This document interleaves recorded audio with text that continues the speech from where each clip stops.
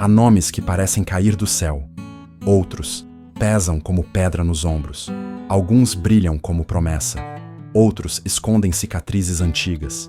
Mas todos, sem exceção, guardam um segredo: o de onde viemos e o que ainda não ousamos ser. Seu nome não é apenas um som que se repete desde a infância. Ele é um espelho, uma máscara, um destino em potencial. Talvez ninguém tenha te contado isso, mas existe uma razão para você ter recebido exatamente esse nome. Mesmo que tenha sido ao acaso, mesmo que ninguém da sua família saiba explicar. Porque no fundo, a alma sabe o que veio buscar. Carl Jung dizia que a vida não vivida de nossos pais se aloja em nossos ossos. E o nome pode ser uma dessas heranças silenciosas. Você já se perguntou por que foi batizado com esse nome específico? O que ele representava para quem o escolheu? Que esperança, que projeção, que saudade oculta habitava naquele som? Muitos de nós fomos nomeados por tradições familiares, homenagens a ancestrais, modismos de época. Mas e se por trás de tudo isso houvesse uma sincronicidade mais profunda? E se a alma escolhesse o nome antes mesmo do corpo nascer? James Hillman, psicólogo pós-junguiano, dizia que cada ser humano nasce com um daimon, uma centelha única que carrega a missão da alma, e que esse daimon encontra formas de se manifestar, inclusive no nome que recebemos. Para ele, o nome é o primeiro símbolo que tenta traduzir aquilo que ainda não temos palavras para entender. O chamado. Talvez por isso, alguns de nós nunca se sentiram confortáveis com o próprio nome. Como se houvesse uma dissonância entre o que nos chamam e o que somos de verdade. Outros, pelo contrário, vestem o nome como uma armadura, para se proteger ou para corresponder ao que esperam deles. Mas o nome também pode ser prisão, uma sentença, um papel que nos colocaram sem perguntar se queríamos interpretá-lo. Um rótulo que, de tanto se repetir, virou identidade. Muitos passam a vida tentando se encaixar no nome que receberam. Outros fogem dele como quem foge de um passado que não reconhece. Poucos param para se perguntar: o que meu nome quer de mim? Que história ele está tentando me contar? Qual ferida ele está tentando revelar? E é aqui que começa o nosso mergulho. Porque neste vídeo não vamos falar apenas de letras e sons. Vamos falar de símbolos, de arquétipos, de destinos ocultos, de espelhos internos. Vamos olhar para o seu nome como se ele fosse um portal, aquele que pode te conduzir de volta à sua própria alma. Porque às vezes, aquilo que mais evitamos encarar é justamente o que mais precisa ser olhado. Então, eu te convido a respirar fundo, a silenciar por dentro, a deixar que cada palavra desse vídeo encontre um espaço em você que talvez nunca tenha sido nomeado. Porque talvez, no fundo, a pergunta que a sua alma sempre quis fazer é essa: o que meu nome está tentando me dizer? Você já parou para se perguntar se o seu nome foi um presente ou uma expectativa disfarçada? Há nomes que já nascem carregados. Carregam o desejo de um pai ausente, a culpa de uma mãe ferida, o luto de um irmão que não veio. Às vezes, somos batizados para reparar uma dor que não é nossa, para curar uma ausência que nem sabíamos existir. E crescemos tentando estar à altura de um nome que nunca escolhemos, tentando fazer jus à história que ele carrega, tentando caber numa forma que foi moldada antes mesmo de sermos quem somos. Na psicologia junguiana, isso se conecta diretamente ao arquétipo da persona, aquela máscara que vestimos para sermos aceitos pelo mundo. O nome é, muitas vezes, a primeira forma dessa máscara. Ele define como os outros nos chamam, nos veem, nos esperam. Ele é a senha social da nossa existência. E por isso mesmo, pode se tornar um véu entre o nosso eu real e o que os outros projetam em nós. Quem você seria se não tivesse que honrar o que esperam do seu nome? Quem você se permitiria ser se ninguém soubesse como te chamar? Às vezes, não é só o nome que nos aprisiona. É o silêncio que ele impõe. É o quanto ele nos limita, nos enquadra, nos paralisa. E isso nem sempre é consciente. Crescemos ouvindo aquele nome ser repetido, pela professora, pelos amigos, pelos pais, pelos documentos, pelas chamadas. E pouco a pouco, ele deixa de ser apenas um som. Ele se torna um destino, uma moldura, um contrato silencioso entre quem você realmente é e quem precisa fingir ser.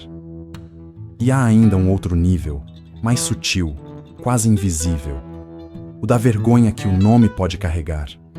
Um nome que soa estranho, que é motivo de piada, que não combina com o corpo, com a voz, com a identidade. O nome que nos expõe, que nos reduz, que nos impede de florescer. Muitos passam a vida se afastando do próprio nome, sem perceber que é ali, naquela rejeição, que se esconde uma dor mais antiga. Uma dor de não ter sido visto, acolhido, nomeado de forma justa. Por isso, o primeiro passo dessa jornada é perguntar, com honestidade e coragem: o nome que você recebeu é um reflexo do que você é? Ou é uma armadura que você aprendeu a vestir para sobreviver? Porque antes de buscar respostas, é preciso olhar para o nome como se olha para uma fotografia antiga, com cuidado, com respeito, mas também com espírito de investigação. Quem te deu esse nome?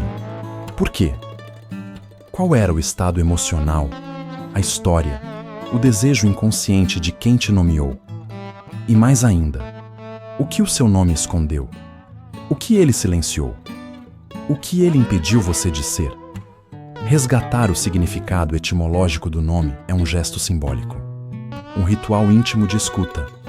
Descobrir a origem, o idioma, o mito ou a imagem por trás das letras pode abrir portas internas. Talvez seu nome signifique luz, mas você sempre se sentiu na sombra. Talvez ele represente força e você se sinta frágil. Talvez ele evoque pureza e você carrega culpas que não ousa mostrar. Há algo precioso nessa dissonância, porque é nela que o inconsciente sussurra.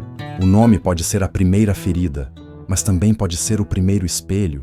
E quando a gente olha fundo nesse espelho, às vezes descobre que a máscara era só um pedido de ajuda.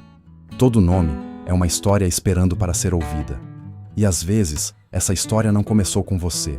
Ela começou muito antes, em vozes que já se calaram, em sonhos que nunca foram realizados, em dores que ainda ecoam pelos corredores invisíveis da sua árvore genealógica.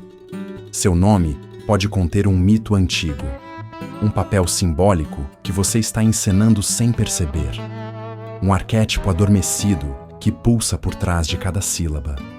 Carl Jung nos ensinou que os arquétipos são forças universais que vivem dentro da psique. Figuras como o herói, o curador ferido, o órfão, o pai, a mãe, o sábio, o amante. E é possível que o seu nome ressoe com um desses. Sem que você tenha consciência, pode estar tentando dar forma a um roteiro ancestral, repetindo inconscientemente um destino que não é só seu, mas que insiste em se manifestar através de você. O nome se torna, assim, um roteiro simbólico. E a vida, um palco onde o drama da alma se desenrola. James Hillman dizia que o nome pode carregar o daimon, essa entidade interna, esse núcleo de sentido que conhece a vocação da alma, mas alertava: o nome também pode trair o daimon, quando é usado para nos encaixar, nos conter, nos afastar daquilo que realmente viemos ser.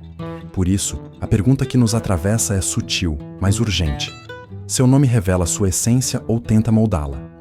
Ele te aproxima de si ou te afasta de si mesmo?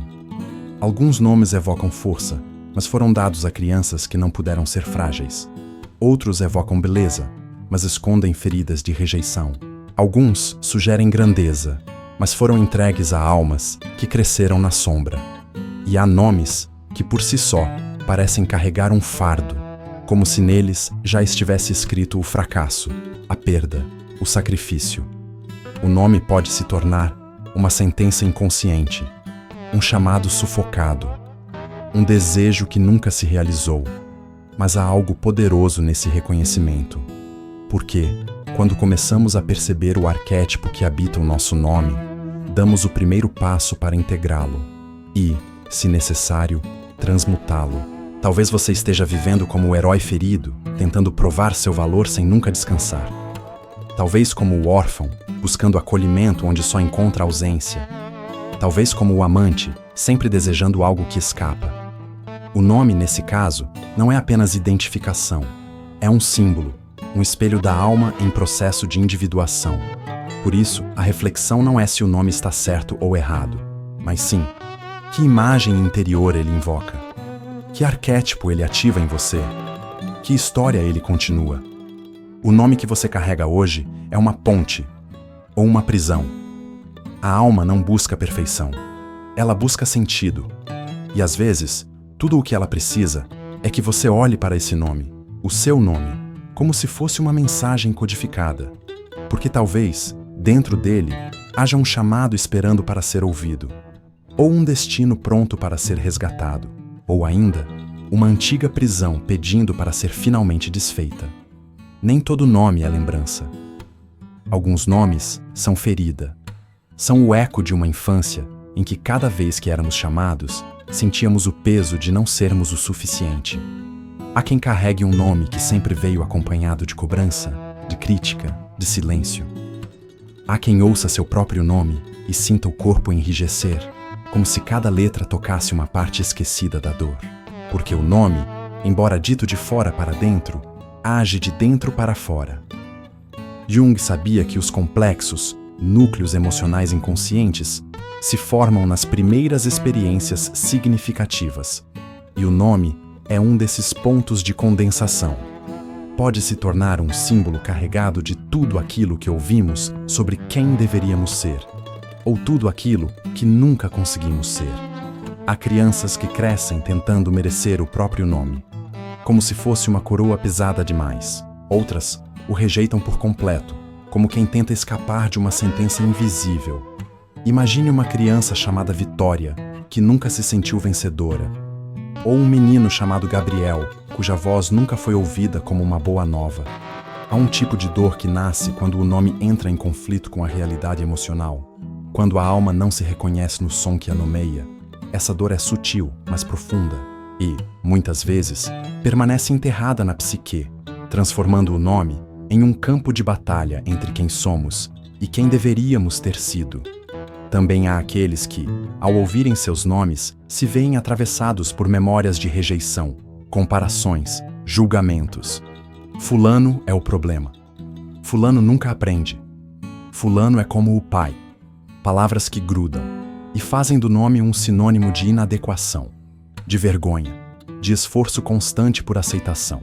Nessas horas, o nome deixa de ser identificação e passa a ser limitação, uma prisão sonora que ativa um script emocional sem que percebamos. É por isso que, na psicologia simbólica, propõe-se algo quase poético, escrever sobre o nome como se fosse uma pessoa, olhá-lo nos olhos, perguntar: por que você me foi dado? O que você quis me dizer? Em que momento você me feriu? O que você tentou proteger? Porque, no fundo, o nome não é apenas um som. Ele é uma narrativa. E todo nome contém, em silêncio, as projeções dos que o pronunciaram e as feridas de quem o recebeu. Mas não se trata de rejeitar o nome, nem de se rebelar contra ele. Trata-se de escutar, de permitir que as emoções escondidas nele venham à tona, de honrar as dores que ele representa, porque só assim o nome deixa de ser ferida e se transforma em portal. Um portal que pode nos levar de volta ao ponto em que perdemos algo de nós e ao ponto onde talvez possamos reencontrar. Algumas pessoas passam a vida inteira carregando um nome que nunca lhes serviu, como se estivessem usando sapatos apertados desde a infância. Caminham, mas com dor. Falam, mas sem eco. Vivem, mas sentem que algo essencial está fora do lugar. Há um vazio simbólico que se instala quando o nome não conversa com a alma.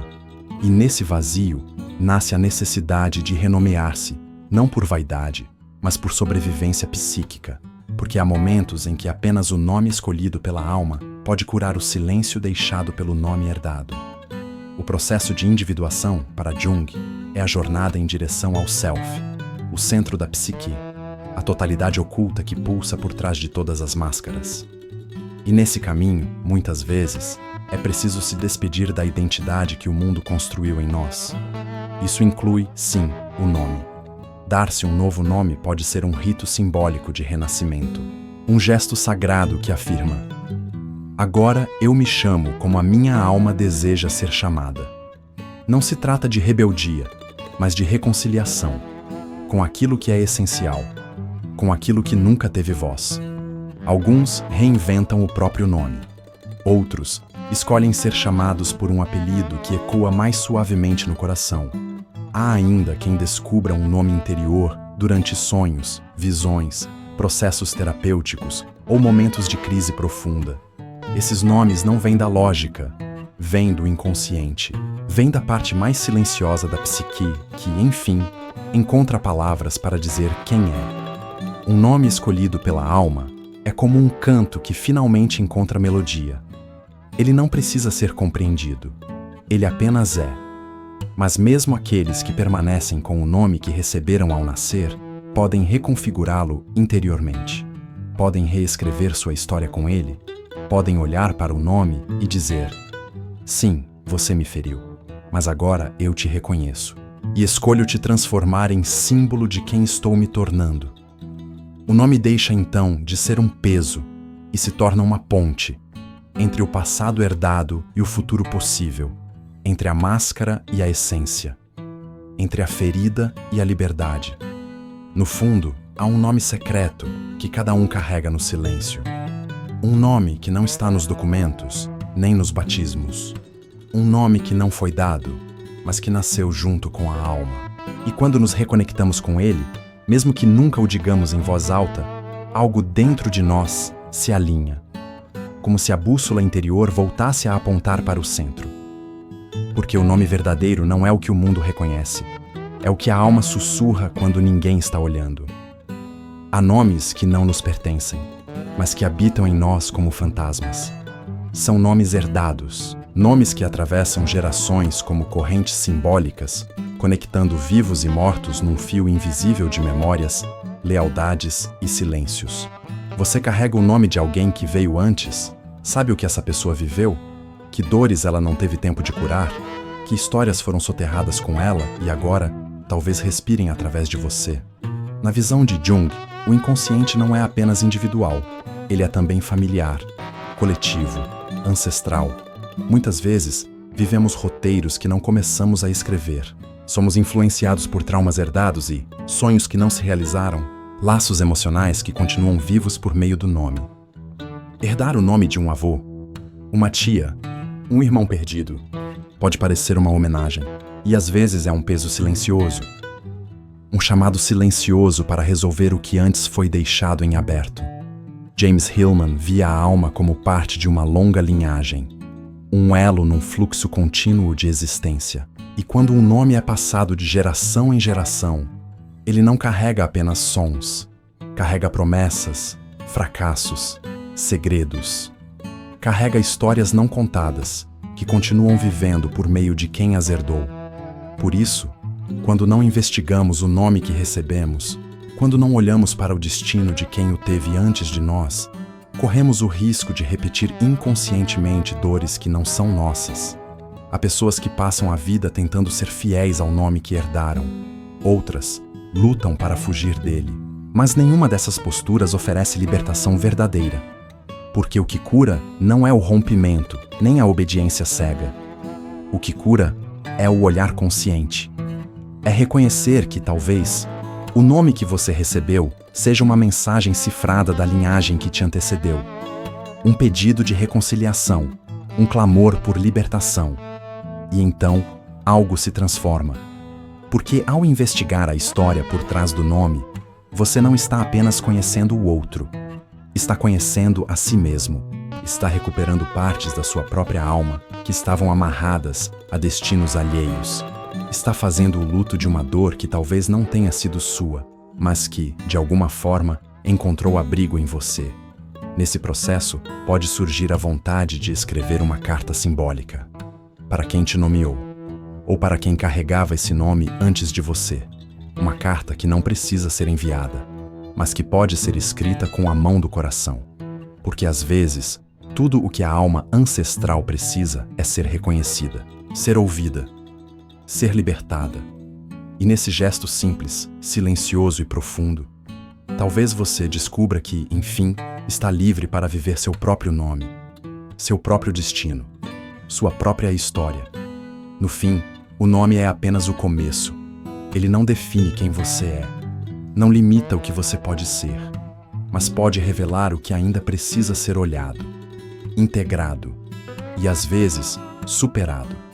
Porque todo nome traz consigo uma narrativa, e toda narrativa pede por escuta. Em algum momento, é preciso perguntar: este nome me contém ou me convoca? Porque há nomes que são conchas vazias, repetidos sem alma, e há nomes que, mesmo ferindo, sussurram: há algo em você que ainda não foi nomeado. A jornada da individuação, como nos ensinou Jung, não é sobre se tornar alguém novo. É sobre se tornar quem você realmente é, por trás das máscaras, dos papéis, das expectativas, dos nomes.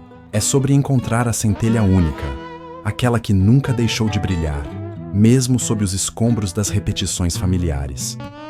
O nome pode ser um desses escombros, mas também pode ser uma chave, um símbolo, um espelho onde você se reconhece, ou onde, ao menos, começa a se ver com mais verdade.